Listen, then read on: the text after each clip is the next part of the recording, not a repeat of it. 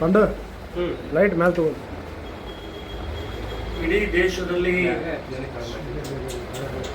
Neat ಪತ್ರಿಕೆಯ ಸೋರಿಕೆಯ ಹಿನ್ನೆಲೆಯಲ್ಲಿ ನಡೀತಾ ಇರುವಂತಹ ವಿದ್ಯಾರ್ಥಿ ಚಳವಳಿಗೆ ಶ್ರೀರಾಮ ಸೇನೆ ಸಂಘಟನೆ ನಾವು ಬೆಂಬಲವನ್ನು ಸೂಚಿಸ್ತಾ ಇದ್ದೀವಿ.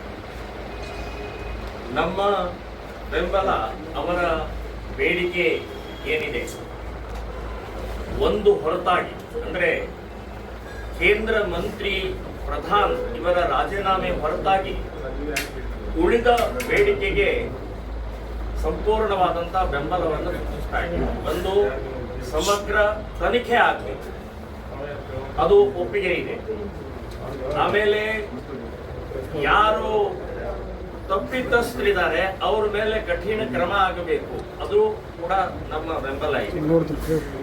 ಆತ್ಮಹತ್ಯೆ ಮಾಡಿಕೊಂಡಂತ ವಿದ್ಯಾರ್ಥಿಗಳಿಗೆ 1 ಕೋಟಿ ರೂಪಾಯಿ ಕೊಡಬೇಕು. ಎಸ್, ಇದಕ್ಕೆ ನಮ್ದು ಕೂಡ ಬೆಂಬಲ ಇದೆ. ಇನ್ನೊಂದು ಅವರು ಹೇಳಿದ್ದು ಕೇಸ್ ವಾಪಸ್ ತಗೊಳ್ಬೇಕು ಅಂತ. ಸೊ ಕೇಸ್ ವಾಪಸ್ ತಗೊಳ್ಬೇಕು, ಇದರಲ್ಲೂ ಕೂಡ ನಮ್ಮ ಬೆಂಬಲವನ್ನು ಸೂಚಿಸ್ತಾ ಇದ್ದೀವಿ. ಎಕ್ಸೆಪ್ಟ್ ಕೇಂದ್ರ ಶಿಕ್ಷಣ ಮಂತ್ರಿ ಪ್ರಧಾನ್ ಇವರ ರಾಜೀನಾಮೆ ಬಿಟ್ಟು ಉಳಿದ ಎಲ್ಲ ಬೇಡಿಕೆಗಳಿಗೆ ನಮ್ಮ ಶ್ರೀರಾಮ್ ಸೇನೆ ಸಂಘಟನೆ ಬೆಂಬಲ ಇದೆ. ಮತ್ತು ಈ ಚಳವಳಿಯ ಹಿನ್ನೆಲೆಯಲ್ಲಿ ವಿದ್ಯಾರ್ಥಿಗಳು ಯಾರಿದ್ದಾರೆ ಅವರಿಗೆ ನಮ್ಮ ಬೆಂಬಲ. ಇನ್ನು ಈ ಒಂದು ಚಳವಳಿಯ ಹಿನ್ನೆಲೆಯಲ್ಲಿ ನಡೀತಾ ಇರುವಂತಹ ಇನ್ನಿತರೆ ಚಟುವಟಿಕೆಗಳು ಅಥವಾ ಕೆಲವೊಂದು ಅರಾಜಕತೆ ಮಾಡ್ತಾ ಇರುವಂತಹ ಕೆಲವೊಂದು ಶಕ್ತಿಗಳು ಪಕ್ಷಗಳು ಕೈ ಜೋಡಿಸಿದ್ದು ಅಕ್ಷಮ್ಯ ಅಪರಾಧ ಅಂತ ಅನ್ನುವಂಥದ್ದು ನಾನು ಹೇಳ್ತಾ ಇದ್ದೀನಿ. ಇವತ್ತು ಕಾಂಗ್ರೆಸ್ಗೆ ಈ ವಿದ್ಯಾರ್ಥಿಗಳ ಬೆಂಬಲಿಸುವಂತ ಶಿಕ್ಷಣಕ್ಕೆ ಬೆಂಬಲಿಸುವಂತ ನೈತಿಕತೆನೇ ಇಲ್ಲ, ಯೋಗ್ಯತೆನೇ ಇಲ್ಲ. 60 ವರ್ಷ ಈ ದೇಶದಲ್ಲಿ ಆಡಳಿತ ಮಾಡಿದಂತಹ ಕಾಂಗ್ರೆಸ್ ಸರ್ಕಾರ ನೀವು ಶಿಕ್ಷಣಕ್ಕಾಗಿ, ವಿದ್ಯಾರ್ಥಿಗಳಿಗಾಗಿ, ಶಾಲಾ ಕಟ್ಟಡಗಳಿಗಾಗಿ ಏನ್ ಮಾಡಿದ್ರಿ? ನೀವು ಏನೇನೂ ಕೊಡುಗೆ ಇಲ್ಲ. ಇಡೀ ಶಿಕ್ಷಣ ವ್ಯವಸ್ಥೆಯನ್ನ ಮತಾಂಧರಿಂದ, ಇವತ್ತು ಕೋಮುವಾದಿಗಳ ಪಠ್ಯ ಪುಸ್ತಕಗಳಿಂದ ತುಂಬಿದಂತಹ ಪಠ್ಯ ಪುಸ್ತಕಗಳಿದ್ದಾವೆ. ಮೊದಲನೆಯ ಸ್ವಾತಂತ್ರ್ಯ ಬಂದ ಮೊದಲನೆಯ 5 ಕೇಂದ್ರ ಶಿಕ್ಷಣ ಮಂತ್ರಿಗಳು ಮುಸ್ಲಿಮರು. ಇವರು ಪೂರ್ತಿ ಮತಾಂಧ ಶಿಕ್ಷಣವನ್ನ, ಕೋಮುವಾದಿ ಶಿಕ್ಷಣವನ್ನ, ನಮ್ಮ ಭಾರತೀಯರ ಸೋಲಿನ ಇತಿಹಾಸವನ್ನ ಪಠ್ಯ ಪುಸ್ತಕದಲ್ಲಿ ಹಾಕಿ ಇವತ್ತಿನ ತನಕ ಓದ್ತಾ ಇದ್ದೀವಿ. ಖಜ್ನಿ, ಘೋರಿ, ಔರಂಗಜೇಬ್ ಇವ್ರು ಯಾರು? ದೇಶದ್ರೋಹಿಗಳು, ಮತಾಂಧರು, ಕೋಮುವಾದಿಗಳು. ಸೊ ಇಂಥವರ ಪಠ್ಯ ಪುಸ್ತಕ ಹಾಕಿ ಶಿಕ್ಷಣವನ್ನ ಬರ್ಬಾದ್ ಮಾಡಿದ್ರು, ಹಾಳು ಮಾಡಿದ್ರು. ಗುಲಾಮಗಿರಿಯ ಶಿಕ್ಷಣವನ್ನ ಕಲಿಸಿದಂತಹ ಈ ಕಾಂಗ್ರೆಸ್ ಸರ್ಕಾರಕ್ಕೆ ಈ ವಿದ್ಯಾರ್ಥಿಗಳಿಗೆ ಶಿಕ್ಷಣಕ್ಕೆ ನೀವು ನೈತಿಕತೆ ಇದೆಯಾ ಬೆಂಬಲ ಕೊಡೋಕೆ? ಮತ್ತು ಇದೇನು ಮೊದಲನೇ ಬಾರಿ ಸೋರಿಕೆ ಆದಂತಹದ್ದಲ್ಲ, ಈ ರೀತಿಯ ಸಾಕಷ್ಟು ಬಾರಿ ಆಗಿದೆ.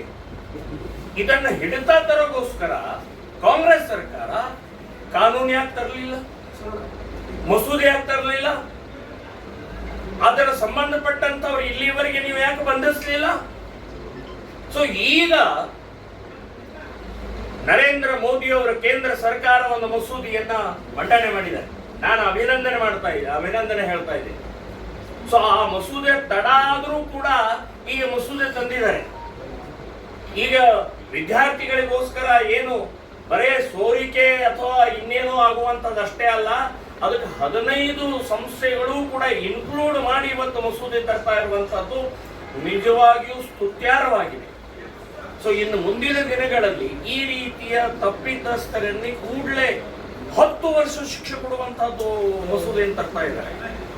ಸೊ ಈ ರೀತಿಯ ಮಸೂದೆ ಕಾಂಗ್ರೆಸ್ ನೀವ್ಯಾಕೆ ತರಲಿಲ್ಲ? 60 ವರ್ಷ ಆಡಳಿತ ಮಾಡಿದಲ್ಲ, ನಿಮಗೇನ್ ನೈತಿಕತೆ ಇದೆ? ವಿದ್ಯಾರ್ಥಿಗಳ ಬಗ್ಗೆ, ಶಿಕ್ಷಣದ ಬಗ್ಗೆ, ಇವತ್ತು ಶಾಲಾ ಕಟ್ಟಡಗಳ ಬಗ್ಗೆ ನಿಮ್ಮ ಕೊಡುಗೆ ಏನು? ಬರ್ಬಾದ್ ಮಾಡಿದ್ರಿ, ಕಾರ್ಕೂನ್ಗಳನ್ನು ತಯಾರು ಮಾಡಿದ್ರಿ, ಗುಲಾಮಗಿರಿಯನ್ನ ಇತಿಹಾಸವನ್ನ ಮಾಡಿದ್ರಿ, ಕೋಮುವಾದಿ ದೇಶದ್ರೋಹಿ ಇತಿಹಾಸವನ್ನ ಪಠ್ಯ ಪುಸ್ತಕದಲ್ಲಿ ಹಾಕಿದಂತ ಈ ಕಾಂಗ್ರೆಸ್ ಸರ್ಕಾರಕ್ಕೆ ಇವತ್ತು ಇದಕ್ಕೆ ಬೆಂಬಲ ಕೊಡುವಂತ ನೈತಿಕತೆನೇ ಇಲ್ಲ ಅಂತ ಹೇಳ್ತಾ ಇದ್ದೀನಿ. ಕಾಂಗ್ರೆಸ್ ಆಗಲಿ, AAP ಆಗಲಿ, SP ಆಗಲಿ, ಕಮ್ಯುನಿಸ್ಟ್ ಪಕ್ಷಗಳಾಗ್ಲಿ ಇವತ್ತು ನಾಮಾವಶೇಷಕ್ಕೆ ಬಂದಿದ್ದಾವೆ. ಹೆಸರು ಹೇಳಿಲ್ಲದೆ ನಾಶ ಆಗುವಂತ ಸ್ಥಿತಿಗೆ ಬಂದಿದ್ದಾವೆ. ಯಾವುದೋ ಒಂದು ಹಗರಣವನ್ನು ತಗೊಂಡು ಇವತ್ತು ಇಡೀ ದೇಶದಲ್ಲಿ ತಮ್ಮ ಅಸ್ತಿತ್ವವನ್ನು ತೋರಿಸೋಗೋಸ್ಕರನೇ ಈ ರೀತಿಯ ಕುಕೃತ್ಯಕ್ಕೆ ಇವತ್ತು ಭಾಗವಹಿಸ್ತಾ ಇದ್ದಾರೆ. ಸೊ ನಾನು ಹೇಳೋದು, ನಿಮಗೆ ಯಾವುದೇ ನೈತಿಕತೆ ಇಲ್ಲ, ನಿಮಗೆ ಯಾವುದೇ ರೀತಿಯ ಇದು ಬೆಂಬಲಿಸುವಂತಹದ್ದು ನಿಮಗೆ ಯೋಗ್ಯತೆ ಇಲ್ಲ ಅಂತನ್ನುವಂಥದ್ದು ಕಮ್ಯುನಿಸ್ಟ್, ಕಾಂಗ್ರೆಸ್, AAP ಮತ್ತು SP ಮತ್ತು ಇತರೆ ಪ್ರಾದೇಶಿಕ ಪಕ್ಷಗಳು ಇವತ್ತೇನು ಬೆಂಬಲಿಸ್ತಾ ಇದ್ದಾವಲ್ಲ, ಇವರು ಯಾರಿಗೂ ಕೂಡ ಇಲ್ಲ. ವಿದ್ಯಾರ್ಥಿಗಳು ಏನಿದ್ದಾರೆ ಅವರಿಗೆ ಭಾಗವಹಿಸುವಂತ ಯೋಗ್ಯತೆ ಇದೆ, ಚಳವಳಿ ಮಾಡುವಂತ ಹಕ್ಕಿದೆ. ಸೊ ಅವರಿಗೆ ಆ ಆಕ್ರೋಶದಿಂದ, ಸಿಟ್ಟಿನಿಂದ ಕಲ್ಲೆಸ್ತಿದೆ. ಹೌದು, ಮತ್ತೆ ಇನ್ನೇನ್ ಮಾಡಕ್ಕಾಗುತ್ತೆ? ಅವರ ವಿದ್ಯಾರ್ಥಿ ಜೀವನವನ್ನೇ ನೀವು ಸೋರಿಕೆಯಿಂದ ಹಾಳು ಮಾಡೋದಾದ್ರೆ ಆ ಸಿಟ್ಟು ಬಂದೇ ಬರುತ್ತೆ. ಆದ್ರೆ ಅದರ ಒಳಗಡೆಗೆ ಇವತ್ತು ಅರಾಜಕತೆ, ದೇಶದ್ರೋಹಿ ಚಟುವಟಿಕೆ ಮಾಡ್ತಾ ಇರುವಂತಹ ಕೆಲವೊಂದು ಶಕ್ತಿಗಳು ಒಳಗಡೆ ಸೇರಿದ್ದು ಇದು ಅಪಾಯಕಾರಿ. ಈ ವಿದ್ಯಾರ್ಥಿ ಚಳವಳಿಗೆ ತುಕಡೆ ಗ್ಯಾಂಗ್, ಭಾರತ್ ತೇರೆ ತುಕಡೆ ಹೋಂಗೆ ಅಂತ ಹೇಳುವಂತವ್ರು ಇವ್ರು ಯಾರು? ಇವ್ರಿಗೇನ್ ಸಂಬಂಧ? ಭಾರತಕ್ಕೆ ಯಾಕೆ ತುಕಡೆ ಮಾಡ್ತಾರೆ? ಭಾರತನ ತುಕಡೆ ಮಾಡೋರು ನೀವ್ಯಾರು? ಔರಂಗಜೇಬನ ಫೋಟೋ ಹಿಡ್ಕೊಂಡು ಇವತ್ತು ಮೆರವಣಿಗೆಯಲ್ಲಿ ಭಾಗವಹಿಸ್ತಾರೆ. ಯಾಕೆ? ಅಲ್ಲಾಹು ಅಕ್ಬರ್ ಅಂತನ್ನುವಂಥದ್ದು ಘೋಷಣೆಗಳೇ ಯಾಕೆ? ಆಜಾದಿ, ಕಾಶ್ಮೀರ ಆಜಾದಿ ಸಂಬಂಧ ಏನಿದಕ್ಕೆ?